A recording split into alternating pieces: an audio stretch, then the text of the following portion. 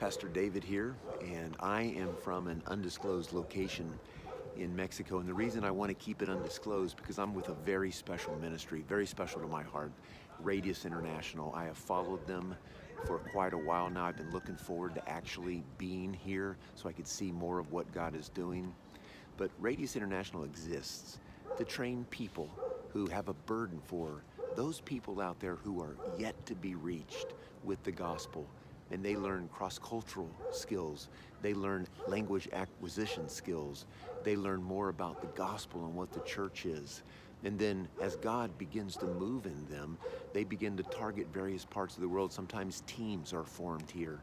But God is moving in their hearts in the same way God was moving in the Apostle Paul's heart many years ago when he wrote his letter to Rome. I never will forget the moment that I read Romans 15:20 and the impact it had on me and the way I pushed it aside, but yet God continued to raise up that verse and it would have an impact on me. But listen to what Paul says in Romans chapter 15 and verse 20. He says, I aspire to preach the gospel where Christ has not been named, that I might not build upon the foundation of another, but as it is written, they who had no news of him shall see. They who had not heard of him shall understand.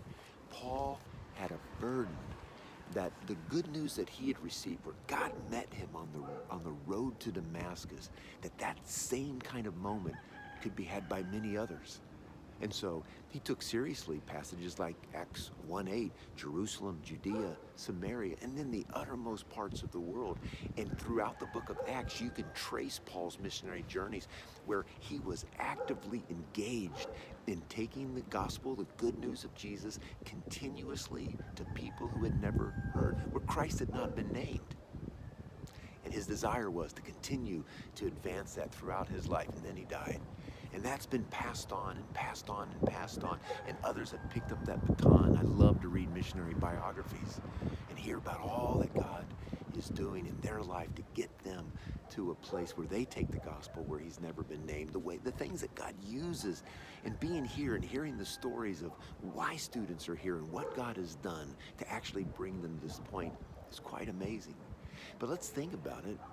There are still places where Christ has not been named. Now, in some of those places, maybe many years ago, Christ was named, it's been suppressed, other religions have moved in, Christ has been crowded out. But today, Christ is not being named. There's no knowledge of him. They don't see. And so we still have a responsibility to grab that baton from Paul and continue to move it forward. And don't think for a moment that that's God's call on someone else. God may be calling you to do this. And so as we think about verses like that, and I encourage you to sit down and read that verse and pray through it. As we consider a verse like this, I want to ask you to do one of three things, maybe all three things. Number one, I want you to consider places where Christ has not been preached. I want you to pray specifically for people groups who have no knowledge of Christ, no Bible translation, whatever it might be. Pray that God would move in powerful ways so that the gospel could get there. Pray that God might use people around you, but we got to get the gospel there. So pray for these unreached people groups. Number two, perhaps you could be bold enough to go to the Lord in prayer and say, Lord, I give you my life. I give you my children. I give you my friends. Lord, I want to be all in. So Lord, I give you me. Open up doors, bring people into my life, cause me to listen to devotionals like this right now, and stir in me and be willing to go. Could I call you to be willing to go, to at least pray the prayer, to have others pray the prayer for you, that you would be willing to go?